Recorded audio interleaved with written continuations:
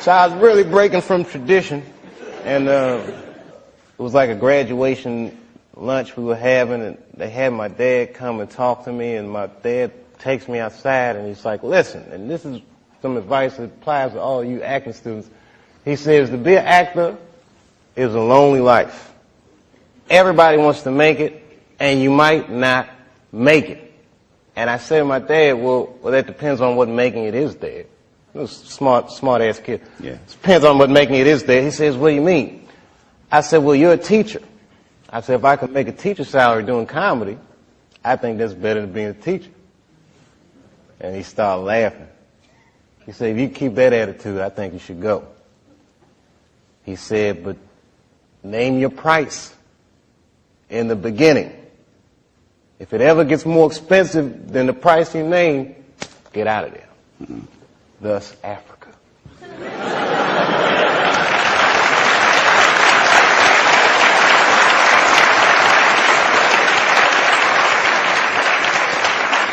Oh, man. Yeah, you guys are going to learn a lot tonight. What can they learn?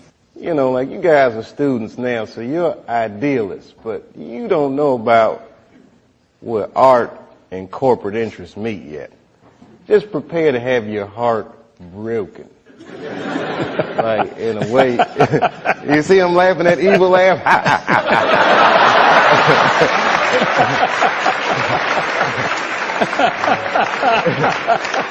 Because he knows, man, and everybody laughs at me, but just get your Africa tickets ready, baby, because it's coming. It's coming. You have no idea. When Martin Lawrence was in that chair, we talked about Blue Streak. I love that dude. He played a role in your life, I believe. How do you feel about him as a person, as an artist? Martin Lawrence is the guy that showed everybody you can make it from D.C. to Hollywood. And I had a personal stake in his success. Every time he did something, it made me feel inspired and really good. And he was always real nice to me. He'd sit me down, what's going on with you, baby boy? What? We'd talk about comedy, whatever. And, you know, when we did Blue Streak, we were promoting it, and Martin had a stroke. He almost died. And then after that, I saw him, and I was like, oh, my God, Martin, are you okay? And he said, I got the best sleep I ever got in my life. That's how tough he is. So let me ask you this. What is happening in Hollywood that a guy that tough will be on the street waving a gun, screaming, they are trying to kill me? Yeah. What's going on? Why is Dave Chappell going to Africa? Why does Mariah Carey make a $100 million deal and take her clothes off on TRL? A weak person cannot get to sit here and talk to you. Ain't no weak people talking to you. So what is happening in Hollywood? Nobody knows. The worst thing to call somebody is crazy, is dismissive. I don't understand this person, so they're crazy. That's bullshit. These people are not crazy. They're strong people. Maybe the environment is a little sick.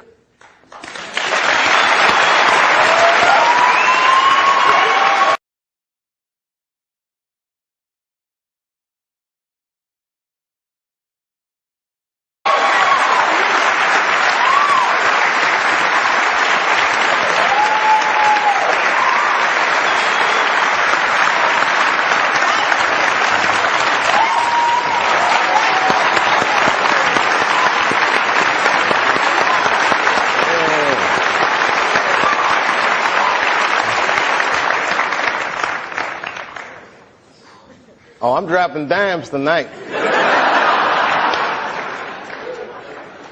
I've had a long year, Mr. Lipton. We're on our way. What did you mean, Dave, when you described your father's death in 1998 as the beginning of a terrible decline? I was 23 when I was doing Half Baked. I was getting ready to turn 24. And I was going through all the things that a dude goes through when it goes from one level to the next. I was starring in a movie that I wrote. So things start getting crazy around you. Yeah. And my 24th birthday was coming on August the 24th, and I said, this is going to be a big one. And the morning that I turned 24, phone rang, And my sister was like, Dad had a stroke. For the next year, I watched my father teeter on life and death. And it was just all this stuff, man. Like Dad was down, the half-baked didn't come out the way I wanted it to come out. I was real upset about that. Because it was a real cool script, and then I saw it, I was like, hey man, you made a weed movie for kids. And it wasn't for kids, a script, you know. It was all these things, so much pressure. Africa. Then I was in Ohio. I get a call on my cell phone from Hollywood. I'm like, hello, Hollywood. They're like, hello, Dave. They're like, that pilot you did for Fox, looks like they want to pick it up. We need you to come out because they want to meet with you. And I was like, well, listen, I can't really come out right now. Got a real bad situation at home. Can we talk about this on the phone? No, they would rather meet with you in person.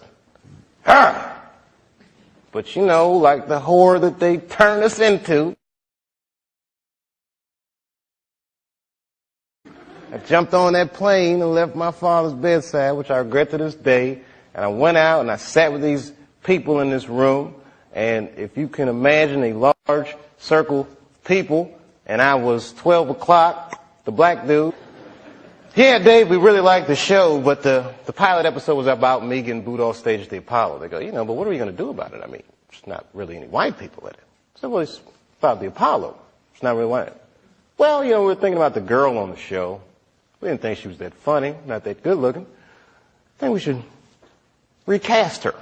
Maybe, and they start using terms like universal appeal. Basically saying they want me to recast the girl with a white woman. I say, yeah, I don't think I can do this, and I quit. On the cover of Variety, Chappelle pulls the race card. The race card. And I get calls from Newsweek, 60 Minutes. Everybody, we want your story. Now I'm scared to death. I'm like Rosa Parks or something. I'm like, I'm not ready for this. I was just venting a little bit. And then, a few months later, Dad dies. And that's hard for a young dude in his life. That's a real tough loss. I was there when he died. And he went from being my father to what are we going to do with the body? Within moments, it was over. And I'm going through all this stuff, and this is the guy I would usually talk to, right? Dad. Now I got to figure this out for myself. I don't want to figure this out for myself. I was beat down. I wasn't living right. You know what I mean? Like the weed thing was just a bad habit at this point. And you know what I mean? All these, chicken head girls you mess with when it comes with the territory. I'm just being real. Just being real. Just wasn't living right, man. I didn't feel good. And the stand-up stuff was just some angry stuff.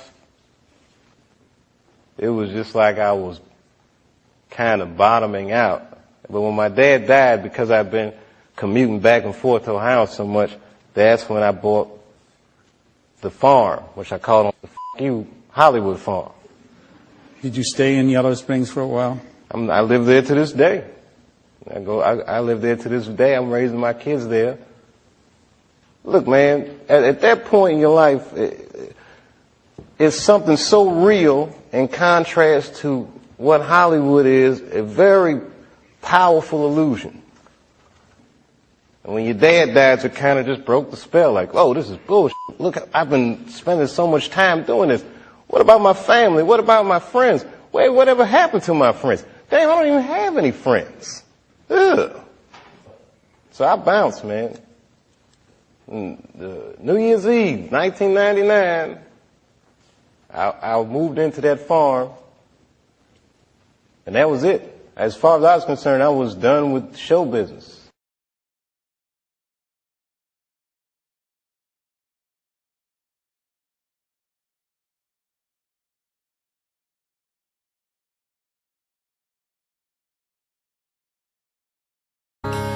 Still live in the sticks where you wouldn't go, in a town of 1,200 off an old dirt road, in a country boy is all I'll ever be. Now it's been 12 years since I sold my soul to the devil in L.A.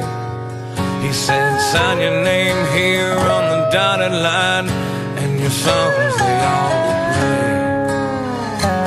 He set up shop. He said, you wanna sell 1,000,000 records, boy, better listen to me. He said, change your style, widen your smile, you could lose a couple pounds. And if you wanna live this life, you'd better lose that wife. Do you need your friends around? I said, no, that's not me. 'Cause the biggest things in life are your friends and family. And I like my jeans and my old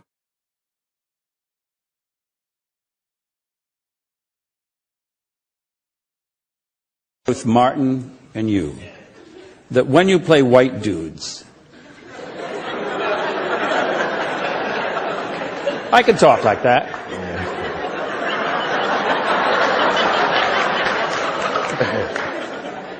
Now don't make fun of me. That when you play white dudes, your speech is pitch perfect, which led me to realize that either one of you could, if you wished, speak that way all the time. In other words, is it a matter of choice? Every black American is bilingual. All of them. We speak street vernacular and we speak job interview. There's a certain way I gotta speak to have access. If I'm sitting across the table from a studio exec, you know, sometimes they'll do it to me. Say, my man, what's happening? I'm so, hold up, no. And I gotta throw out them big words. I gotta let them know that my parents are probably smarter than your parents. Yeah. And much better educated. They're much better educated than your parents, but they may not have had the access that your parents have. But this is show business. I can climb that socio-economic ladder just off the merit of my skills. I can talk that shit. It's a God-given gift. So, you know, yeah, I speak in street vernacular because when I'm talking to an audience of people, I feel comfortable. It's like an extension. Really, crowds are like my friends. It's the most consistent part of my life since I was 14. But in certain situations, you know, I gotta use that job interview. Well, I don't like that deal. Can you see a time in your life ever when you won't be doing stand-up? This past year, I did the least stand-up I've done since I started. 'Cause I was freaked out, man, with the fame thing and being called crazy and drug addict and all these things. Scared me. You know, being treated that way. Like I'm not a person anymore. You say this shit about me in front of my children, and you know, who the f*** do these people think they are? And they don't know what happened. You know, I have not spoken about what would make a person walk off the set of a successful show and go to Africa. But again, people don't understand it, so they call me crazy, and I don't like that. What should they understand, Dave? What should they understand? Well, I did 2 seasons, and it was very easy. Not very easy, but I didn't go to Africa. And then suddenly when I'm getting paid what they said was $50 million, I can't do it anymore.